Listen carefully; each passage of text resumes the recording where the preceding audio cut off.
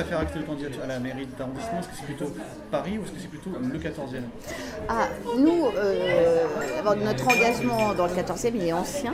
J'étais tête de liste en 2008. En 2008, pour la première fois depuis 2001, l'UMP avait fait confiance à quelqu'un qui habite l'arrondissement.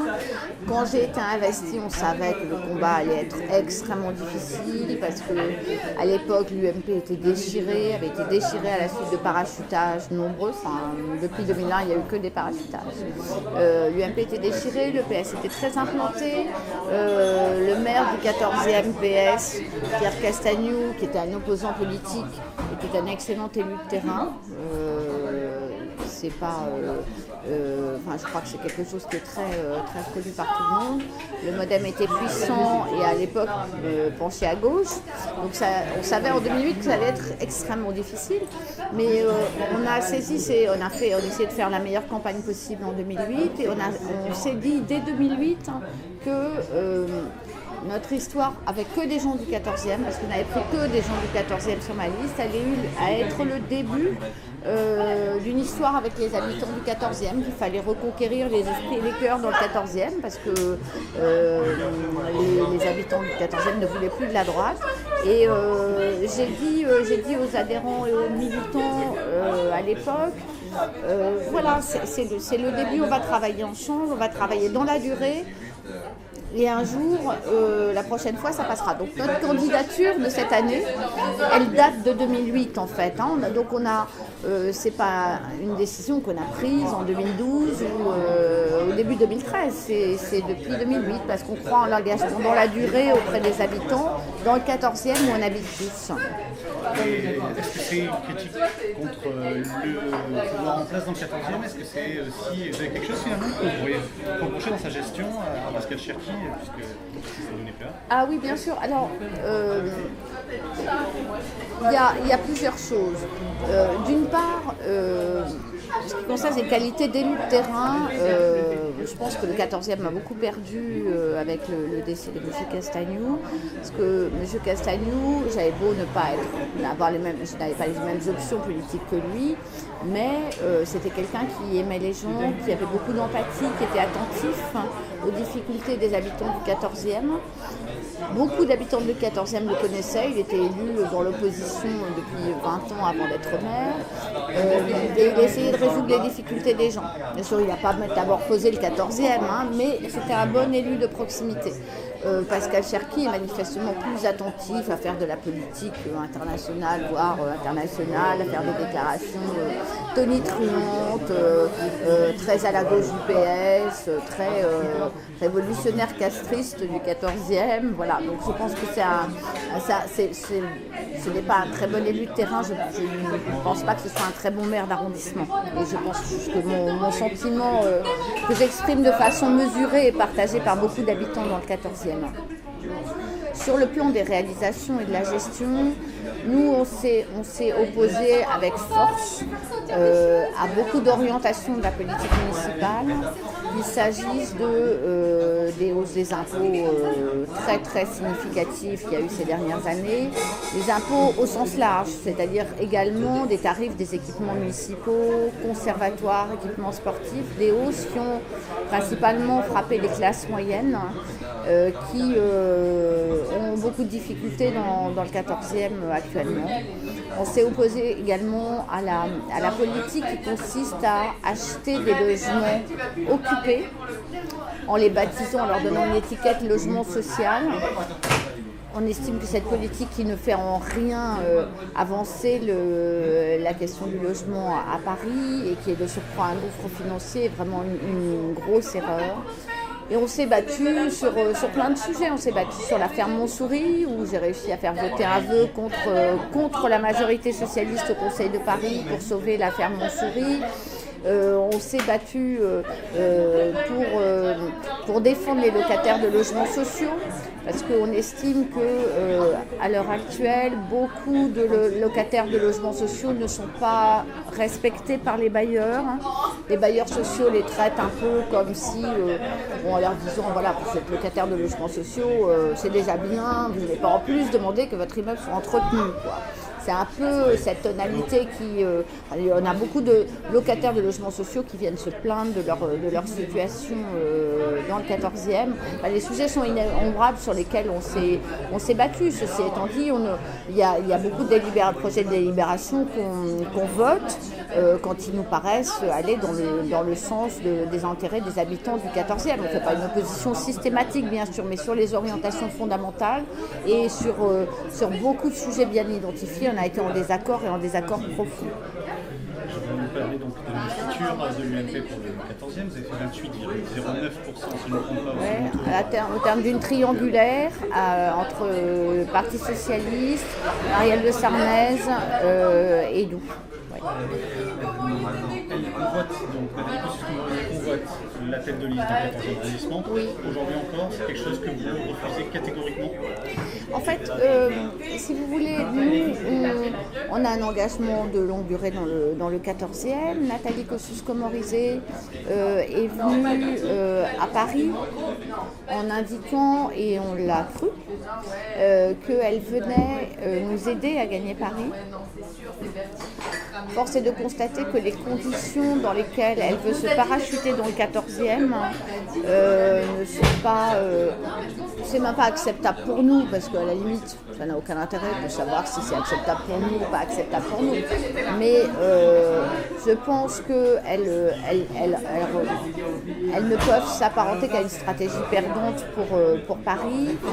D'une part, quand on veut être élu maire de Paris, et c'est d'ailleurs ce qu'a fait Bertrand Delanoë, on n'a pas du tout besoin d'être tête de liste dans un arrondissement. Bertrand Delanoë, il était sur la liste de Daniel Vaillant, le maire d'arrondissement du 18e. On a besoin d'être uniquement conseiller de Paris, de se faire élire sur une liste conseiller de Paris. Ça, c'est le premier point. En plus, Nathalie vient de Longjumeau, elle n'a pas d'attache dans le 14e, elle n'a pas de légitimité particulière pour le 14e. Donc tout ceci nous fait dire que, bon, évidemment, si Nathalie Kosciusko-Morizet veut s'implanter dans le 14e, nous, on n'y voit pas d'inconvénient du tout. On dit simplement que, et c'est le bon sens absolu, que pour gagner le 14e, si elle veut venir, elle vient avec nous, elle ne va pas faire bande à part et dire aux élus locaux, aux élus de terrain, à toute l'équipe qui travaille depuis des années, poussez-vous, j'arrive. Il n'y a aucune raison ni politique, ni juridique, pour être maire de Paris, il ne faut pas être tête de liste d'arrondissement, ça se saurait. Il n'y a aucune raison à ça et c'est totalement inefficace sur le plan électoral. Concrètement, ça veut dire qu'elle serait une bonne numéro 2, c'est ça que vous voulez dire Nathalie a toute sa place sur notre liste, oui, bien sûr. Pourtant, si on s'en réfère aux précédentes élections, il n'y a eu qu'un seul élu, donc en l'occurrence vous, qui avait pu être conseillère de Paris. Si les choses en restaient là... vous voulez dire en cas de défaite, c'est une mauvaise position. Oui. En cas de défaite, c'est une mauvaise position. Mais moi, j'ai cru comprendre que Nathalie voulait nous aider à gagner Paris et pas à perdre Paris. Voilà, c'est tout ça. Pour gagner Paris, il faut absolument gagner le 14e. On ne peut pas gagner Paris sans avoir le 14e. Alors, pour gagner Paris, il faut qu'à Paris, dans les différents arrondissements, il y a une vingtaine de conseillers de Paris, ce qui est quand même la marche est haute. Et donc le combat va être difficile. Pour avoir un ordre d'idée, dans le 14e, il y a 10 conseillers de Paris. Ça dépend des scores, mais en général 8 pour la liste gagnante et 2 pour la liste qui a perdu. Donc on est à 8, on n'est pas du tout à 20. Pour gagner Paris, ça passe par le 14e, bien sûr, parce que c'est un gros arrondissement, mais il faut en gagner bien d'autres que le 14e. C'est pas, le combat de Paris ne se résume absolument pas au 14e. Dans l'état actuel des choses, ça va être très difficile, si on en reste là, pour un numéro 2 de la liste d'être conseiller de Paris. Et sans être conseiller de Paris, c'est peut-être un petit peu compliqué d'avoir maire de Paris. On a envie de gagner, non? J'avais une autre question, je voulais savoir, est-ce que vous iriez à l'encontre d'une décision de l'UMP d'investir Nathalie Kosciusko-Morizet? Écoutez, moi j'ai adhéré au RPR quand j'avais 15 ans et je l'ai fait pas pour avoir une carrière politique mais en fonction de convictions. Je suis comme beaucoup d'habitants du 14e, je crois, et je pense que ça va bien au-delà du 14e. Je suis absolument loyal à l'égard de mon parti et je l'encourage à s'occuper des véritables problèmes des habitants du pays, de Paris en l'occurrence. Mais si l'UMP se réduit à des querelles d'ambition personnelle, à des stratégies sur la comète des uns et des autres en prévision des primaires pour la présidentielle de 2017, franchement, ça ne m'intéresse pas.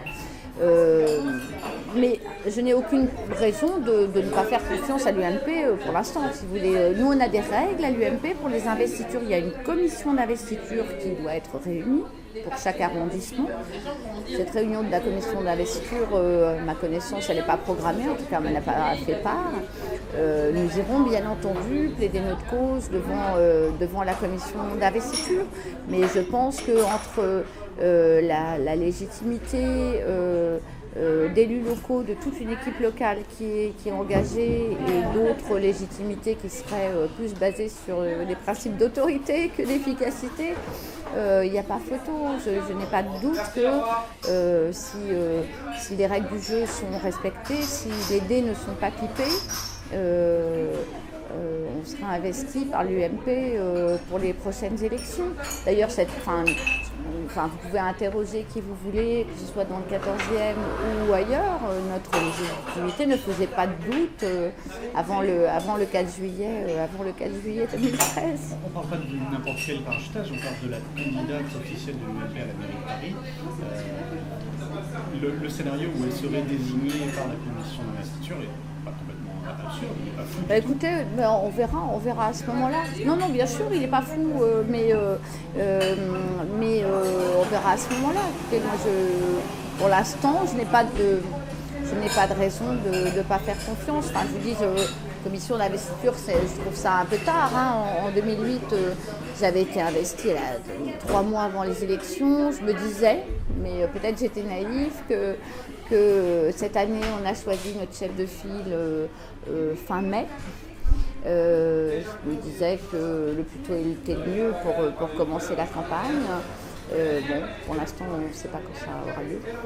Et on pourrait donc imaginer, j'insiste, mais une liste dissidente de votre part qui t'a divisé la droite.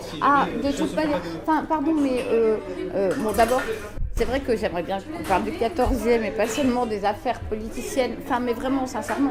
Mais nous, on sera candidats parce que nous, on a été élus par les électeurs du 14e et on a des comptes à rendre, non pas à tel ou tel chef ou sous-chef ou de parti, on a des comptes à rendre aux habitants du 14e. Et pardon, mais ce n'est pas nous qui divisons qui que ce soit. Nous ne sommes pas candidats à Longjumeau. Si j'avais décidé d'être candidate à Longjumeau et de dire aux élus de Longjumeau, allez vous faire voir, moi j'arrive, écartez-vous. On pourrait me poser la question de la division, mais dans le 14e, je ne vois pas pourquoi on nous la poserait à nous. Alors je vais vous poser une dernière question, on va être encore plus dans la fiction. Vous pourrez pas me répondre si vous mais voulez, sans être dans la fiction, en tout cas, moi je suis confiante. Je pense que Nathalie Kosciusko-Morizet, j'ai confiance dans le fait qu'elle se rende compte, tôt ou tard, et le plus tôt est le mieux, que c'est une très très mauvaise stratégie qui a été choisie. Peut-être que on espère que c'est un malentendu, qu'on trouvera une façon pour qu'elle soit intégrée sur notre liste. Vraiment, on le souhaite de tout cœur. Il peut arriver effectivement que la commission décide de désigner Nathalie Kosciusko-Morizet. Il peut également arriver de manière tout à fait probable que vous décidiez quand même d'y aller. Et dans ce scénario-là, vous pouvez également gagner la mairie du 14e arrondissement. Oui, c'est le but. Oui, bien sûr, c'est pour ça que je pose la question. C'est le but. Pour qui voteriez-vous ? Mais pour Nathalie Kosciusko-Morizet, non, nous on n'a pas l'habitude de dire 36 choses différentes en fonction des circonstances. Même après vous êtes affronté dans les élections mais attendez, moi j'ai soutenu Nathalie Kosciusko-Morizet pendant les primaires, face aux autres candidats, parce que j'estimais qu'elle a toutes les compétences, en tout cas par rapport aux autres candidats, elle avait vraiment toutes les compétences pour être maire de Paris. je n'ai pas révisé mon jugement sur les compétences pour être maire de Paris. Je dis simplement que la manière dont elle s'y prend dans le 14e, c'est pas la bonne manière pour être élue, parce qu'avant d'être une bonne maire de Paris, il faut être élu maire de Paris. Moi, je dis des choses peut-être un peu terre à terre, mais je pense qu'il faut y aller marche à marche, donc à marche après marche. Donc oui, bien sûr, moi je suis candidate à la mairie du 14e arrondissement, ça fait pas de doute, et je le suis depuis longtemps, et avec toute mon équipe pour le conseil d'arrondissement, mais évidemment que pour la mairie de Paris, on votera pour le candidat de droite, c'est évident. Enfin, pour moi, comment dire, oui, c'est évident.